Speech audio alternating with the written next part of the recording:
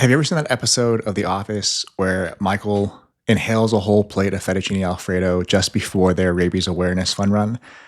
And then he hits the wall anyway, he can barely finish the race. If you've ever wondered what the opposite of that is, if you've ever wondered what it would be like to properly carb load into a race, we're going to go over the how and why so you can nail it and support your efforts for your next PR. In case this is our first encounter, hi, my name's Tyler.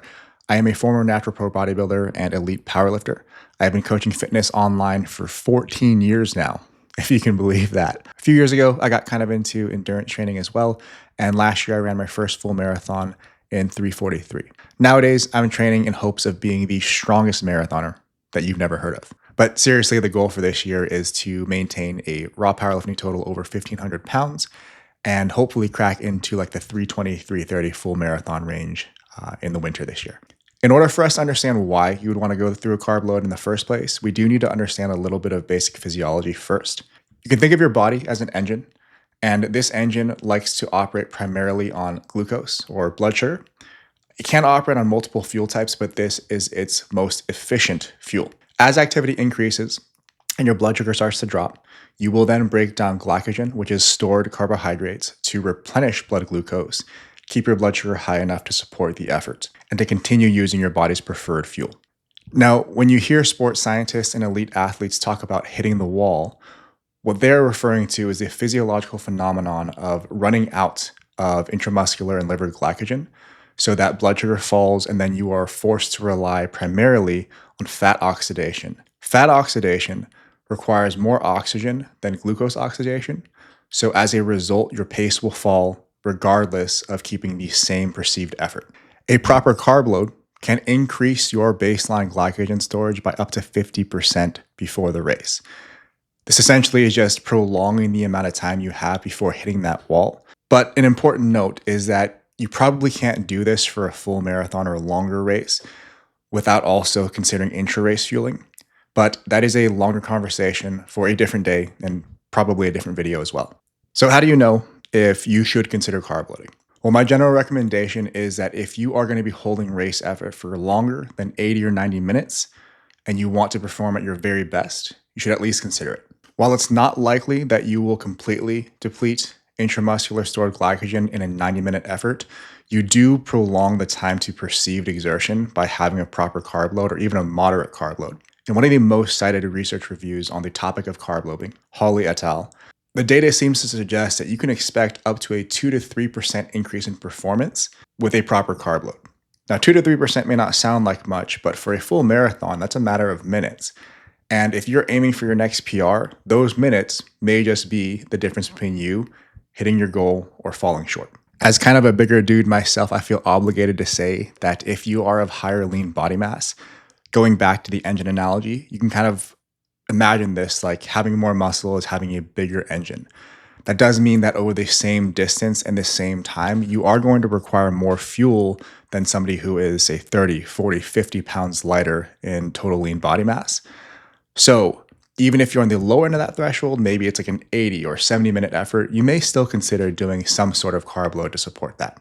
That said, if your event is, say, 60 minutes or less, you likely won't benefit from a carb load. You may even be at a slight disadvantage due to the increase in body mass from glycogen and associated water. Real quick, this video is brought to you by North Star. My fiance and I, we started this clothing line so that we could create basic garments of the highest possible quality with a brand that means something to us. Every month, we donate a portion of our profits to St. Jude Children's Research Hospital. So if this looks like your style and you'd like to support the channel, this is one of the best ways to do it. We'd love for you to check it out. Now that we understand the why, how exactly do we employ this knowledge? A quick disclaimer. In an effort to make this applicable to as many people as possible, I am simplifying the math to the point of marginal inaccuracy. But I hope you can understand, in order for me to be most specific for an individual, I would need a large data set from that person running over the long course of time. So the best I can do in a video like this is to give you a general recommendation for you to start from, and hopefully over time, as you gain more experience, you can adjust from there. If you have never tracked macronutrition, I'd encourage that you practice this on a normal day or a series of normal days. I prefer Chronometer. A lot of people like MyFitnessPal. There are so many apps out there nowadays. Doesn't really matter which, but you should gain some experience tracking on a normal day so you're used to the process and so you have a rough idea as to which foods equal which macronutrients so that when you are aiming for targets, you can do so more effectively. So ideally, you're going to do this math knowing your actual lean body mass, essentially knowing your body composition. The best way, the way that I encourage you measure this is on a DEXA. If you don't have access to that, though, it's not a big deal. We'll go over the same math with total body mass in a second. The reason this matters is because if we know your exact lean body mass, we can then scale your carb intake based on how much theoretical glycogen storage capacity you have. And this matters because having a carb target that is too high relative to your lean body mass just means that you'll store the excess as fat mass and more likely eat more food than you need to, steering yourself toward GI distress and feelings of fullness to the point of being nauseous or sick. So assuming you know your lean body mass, we're going to take that number in kilograms and multiply by 10 to 12 grams per kilogram to get your daily carb target. With that range, if you can hit up to 12 grams per kilogram, 2 days is going to be sufficient to load for a marathon. If you're closer to that 10 gram per kilogram range, you may want to add an additional day. So 3 days out, you may want to have an additional day at about 6 to 9 grams per kilogram. Now, in absence of your precise body composition, you can use total mass. The math would look like this. Take your total body mass in kilograms, multiply by 8 to 11 grams per kilogram to get your daily carb target. If you can hit the upper end of that range, so around 11 grams per kilogram, 2 days is going to be sufficient. If you're closer to the lower end, 8 grams per kilogram, you may want to add that additional day on the front end, so 3 days out, holding at 5 to 7 grams per kilogram. You may also, if you have a rough estimate of your body composition, adjust within that range. So the leaner you are, the higher you should be in that range. The fatter or softer, fluffier you are, the lower in that range you can likely get away with. If you're trying to figure this out for a half marathon and you're kind of right on the cusp of considering that load for a half mara, for the sake of simplicity, I would say you do the same exact thing, just subtracting 1 day. So if normally for a full mara, you're going to do a 2-day load, you're going to drop that down to a 1-day load for your half marathon. The targets, though, would be the same. So just like in school, we're going to do a sample problem. I'm going to use myself as the example. I am 190 pounds pretty consistently, recently DEXA'd at 12.2% body fat.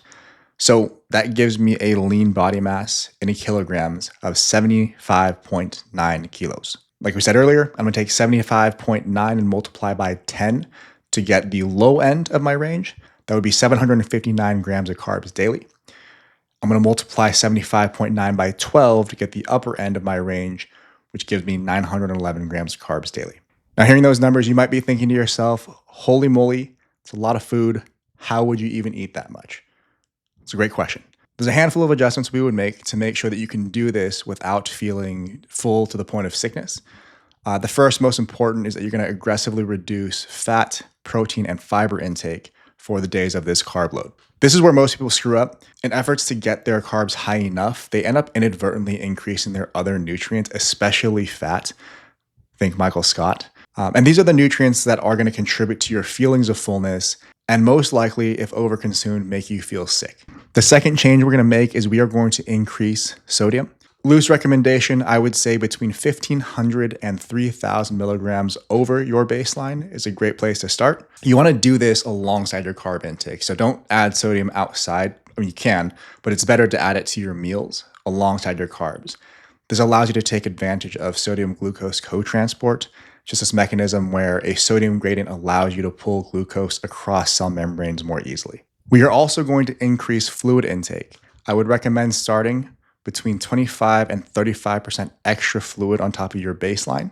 Because every gram of stored glycogen binds to about 3 to 4 grams of water, if you don't have sufficient fluid intake, what's going to happen instead is you are going to be pulling fluid from other tissues and from blood volume to store that glycogen. Just a note to prep yourself mentally, if you're the kind of person who weighs in every single day and you're doing this during your carb load, you should expect to be at least a few pounds heavier.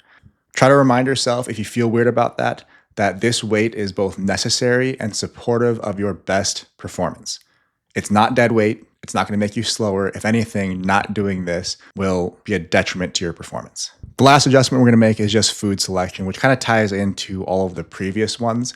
The carb sources that I really like during a carb load are going to be white rice, bagels, bread, pancakes, graham crackers, pasta, assuming you can do that without adding oil, cream, cheese, butter-based sauces.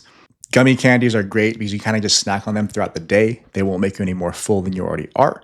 Juice, smoothies, full sugar soda, this is the time to do that. Having that alongside your meals allows you to increase the carb number for every single meal without really taking up any additional stomach space.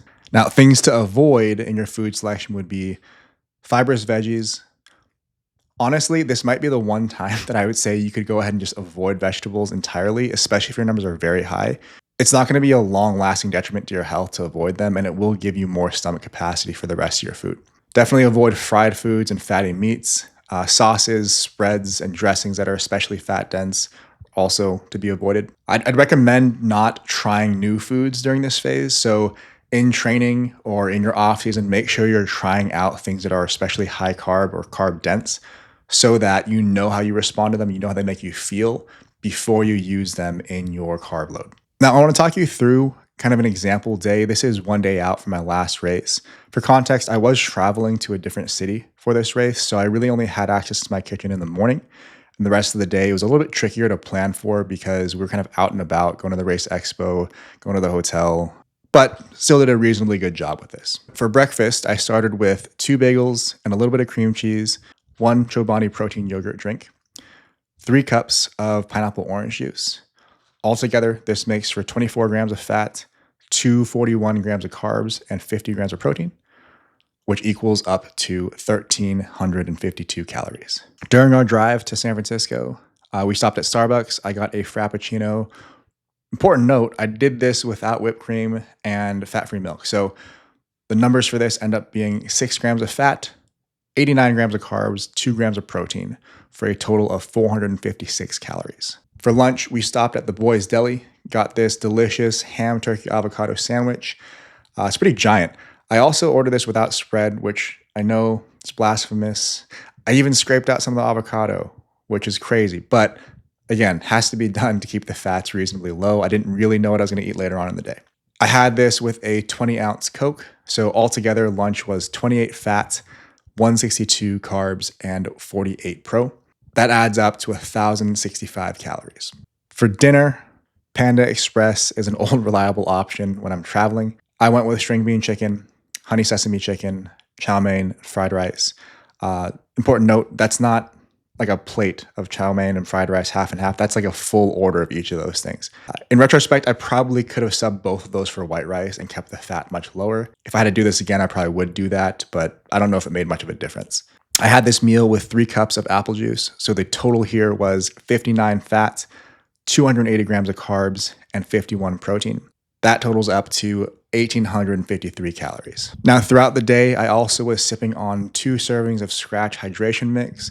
That is just 40 grams of carbs and a bit of sodium, so 160 calories. And then I capped off the night with 2 servings of these Trader Joe's Scandinavian Swimmers, just gummy candies. That was 56 grams of carbs, or 224 calories. My totals for this day, one day out from my half marathon, was 120 grams of fat, 869 grams of carbs, 152 grams of protein. Total calories at 5,136. Fiber, 34 grams. Sodium, 7,084 milligrams. Total fluid, 248 fluid ounces. At the end of the day, I felt moderately full, but definitely not uncomfortable.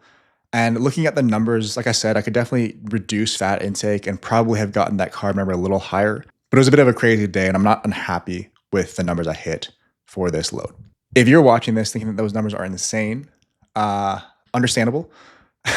For context, my normal calorie intake is going to be between 3,000 and 4,500 calories on a normal day, just depending on what training looks like that day. I usually do that with between 40 and 45 grams of fiber, about 3,000 to 4,000 milligrams of sodium, and about 200 fluid ounces of water. So my baselines are much higher than a normal person's. Your numbers will likely be different and lower based on your own lean body mass or total body mass, as well as your baselines. Let's recap.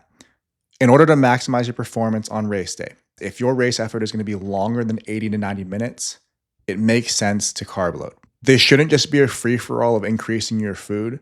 You really want to be diligent with this and develop a protocol that lasts a couple of days leading up to your race. Do the math to figure out where your target should be. Be intentional about your food selection so that you don't feel full to the point of being sick. And test this protocol around some of your longest training runs. That way, if anything makes you feel subpar, you can adjust that and have your protocol fully dialed in before race week. So all you have to do on the week of your race is just execute. Do this right, and you are much more likely to feel strong all the way through your race. As an added bonus, on the morning of, if you are the type like me who doesn't really like to feel food mass kind of sloshing around in your stomach when you're already kind of nervous and excited for race morning, that last meal prior to the race matters a lot less. You can get away with a smaller meal. You should still eat, but you can get away with a smaller meal if you nail your carb load. And that's it. If that leaves any questions, or if you guys want to let me know how this works for you or your adjusted protocol, what that looks like, drop me a comment down below. I hope you guys can appreciate the effort that goes into a video like this. I actually recorded this twice. The first time, my footage was terrible because I didn't adjust my camera properly. It's also like probably 80 something degrees in my office right now. So if you can see, I'm sweating bullets, but I can't run the AC or a fan because I want the audio quality to be pristine. But if you appreciate the effort, please consider subscribing, liking the video, whatever people do. Do really appreciate it. Either way, I'll see you guys next time. Thanks for watching. Peace.